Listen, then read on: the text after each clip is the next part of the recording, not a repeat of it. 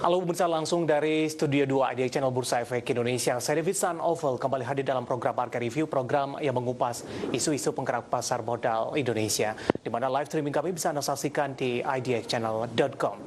Ya, pemirsa, sejumlah pengamat memperkirakan Indonesia akan segera masuk ke jurang resesi pada kuartal ketiga di 2020.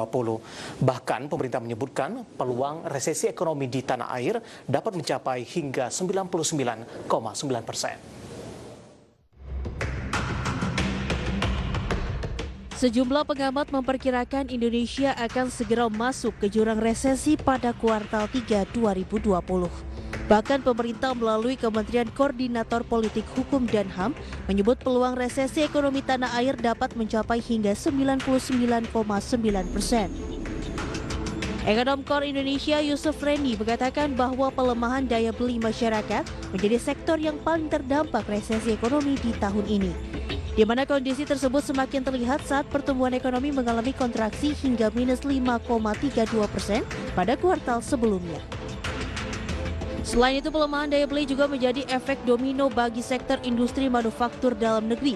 Hal ini disebabkan penurunan tingkat permintaan dari konsumen yang membuat para pelaku usaha memilih untuk menunda produksi hingga situasi kembali kondusif.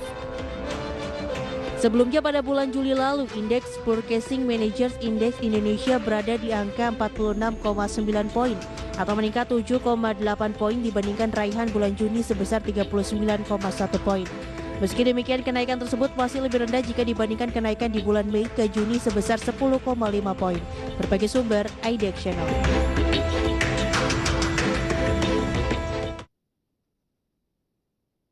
Ya, pemirsa, di Market Review kali ini kita akan coba membahas topik yang menarik mendorong daya beli masyarakat di kuartal ketiga di 2020. Nah, untuk membahasnya sudah terhubung bersama kami melalui via Zoom ada Bapak Roy Mande yang merupakan Ketua Asosiasi Pengusaha Retail Indonesia atau disingkat dengan APRindo. Kita akan langsung sapa saja. Pak Roy, apa kabar Pak? Selamat pagi, kabar baik, David. Terima kasih. Ya, salam sehat. Terima kasih sudah meluangkan waktu di IDX Channel, Pak Roy.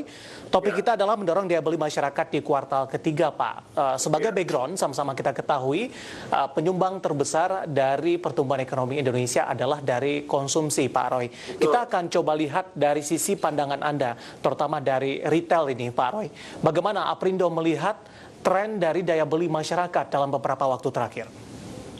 Ya, kita ketahui bersama bahwa semester kedua kita sudah dapatkan report dan juga hasil daripada yang kinerja kita semua bahwa memang ada penurunan yang signifikan dari positif 2,7 di kuartal pertama, kemudian kuartal kedua minus 5,3, dan alhasil ini kita akan coba antisipasi untuk di kuartal ketiga tentunya kita harapan pemerintah. Seperti harapan pemerintah, kami juga tentunya berharap karena sektor retail sendiri diperhitungkan pada saat semester kemarin itu sampai kepada minus 5,51 ya. Secara overall kita juga terdampak di corona. Nah, pokok permasalahannya sebenarnya kalau di retail ada beberapa indeks yang diukur ya. Satu adalah indeks IDPE, indeks penjualan eceran, kemudian IHK, indeks harga konsumen, dan IKK, indeks kepercayaan konsumen. Nah, di kuartal 1-2, semua indeks itu berada di bawah level 100 ya. Ada yang level 77, 84, kemudian ada yang mendekati 100 tetapi mendekat bahwa level di bawah 100. Ketiga indeks itu berada dalam posisi yang tentunya tidak perform atau tidak produktif. Nah, pada saat Agustus ini dan menjelang sekarang sudah masuk di tanggal kedua September, dari survei ketiga indeks itu menandakan tanda kenaikan, ya, belum recovery, tetapi menandakan membaik, ya. Akibat tentunya kita ketahui ada beberapa hal yang mendorong tersebut, ya.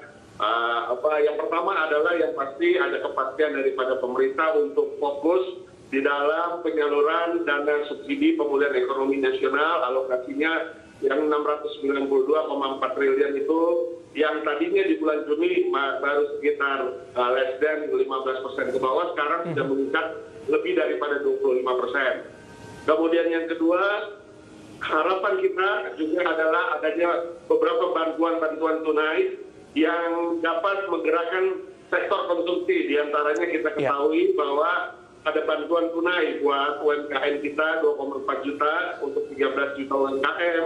Kemudian juga ada bantuan subsidi-subsidi lainnya yang berkaitan dengan tenaga kerja di bawah 5 juta mendapat 600.000 per bulan, sekali tarik 1,2 ya selama 4 bulan jadi 2,4. Kemudian juga adanya subsidi-subsidi lain listrik misalnya untuk 450 volt ampere digratiskan, tapi yang 900 mendapat diskon 50% dan seterusnya. Nah ini semua adalah tatanan yang dibangun pemerintah, tentunya berharap supaya masyarakat konsum. Karena dengan konsum itu maka kita ketahui ekonomi Indonesia sangat tergantung dengan konsumsi rumah tangga saat ini. Baik, ya. Pak Roy. Kita tahu ekspor masih rendah, impor kita tidak harapkan. Tapi ya inilah bagaimana untuk meningkatkan purchasing adalah dengan bantuan tunai. Oke, Pak Roy, tadi Anda mengatakan ini masih dalam tahap recovery di bulan Agustus, belum bisa dikatakan untuk membaik begitu. Recovery ini terjadi pada semua lini dari sektor retail atau hanya pada beberapa lini tertentu saja, Pak? Ya, kalau kita lihat perjalanan 1 bulan terakhir, karena ini kita masuk sudah di bulan September ya. Di bulan Agustus kemarin memang ada pergerakan, ya, ada bergerak antara sekitar ada 10%, 8-10% peningkatan di berbagai sektor retail dari yang bergerak di sebagai anggota Apindo maupun juga di Indonesia, ya. Jadi dari minimarket, supermarket, hypermarket, department store, wholesaler. Nah, ada pergerakan, less than 8-10%. Ya, kita menjauh dalam laporan 1 bulan terakhir dari para anggota.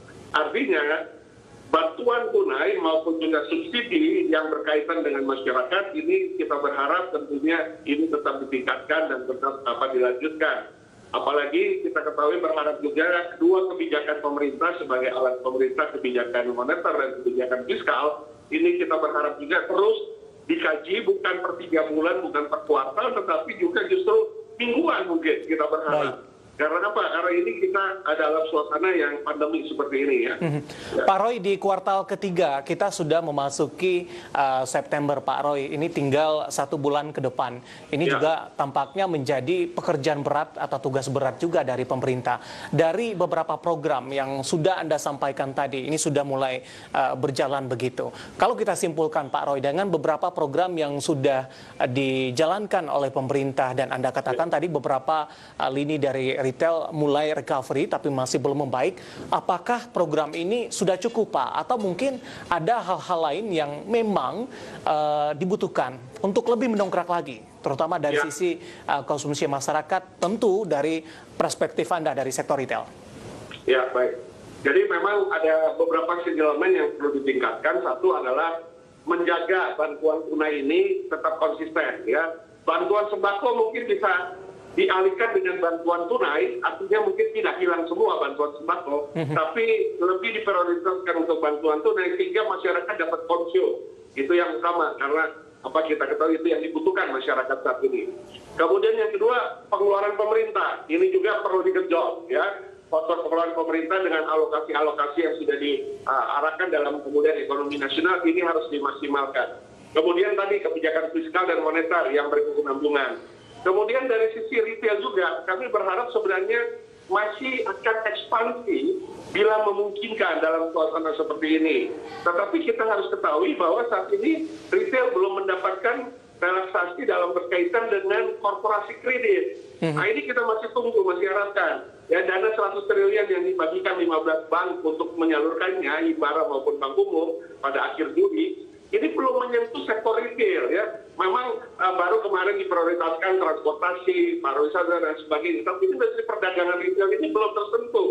Sementara teman-teman anggota kita melihat bahwa kita untuk beroperasi sendiri kita tetap harus membayar juga kredit-kredit komersial dengan bunga yang tinggi. Sementara kita hasilnya rendah, underperform. Nah ini kalau memang bisa difasilitasi menambah kapasitas kita untuk selain terus beroperasi, menyalurkan kebutuhan pokok dan sehari-hari masyarakat untuk dikonsum, plus kita masih bisa ekspansi walaupun tidak dalam jumlah yang besar, tetapi bagian daripada ekspansi ini juga akan mendukung kepada konsumsi, karena masyarakat di mana kita buka toko atau gerai pasti mereka akan melakukan konsumsi. Jadi antara bantuan tunai untuk masyarakat yang akan berkonsumsi, tapi retailnya juga harus dijaga, dilindungi, diberikan keluasan untuk jam operasi dan lain sebagainya, karena kita sangat menerapkan protokol atau dapat dispensasi dikecualikan sehingga konsumsi dapat bergulir. Bagaimana konsumsi terjadi kalau operasi toko hanya cuma 5 jam atau 6 jam di beberapa daerah?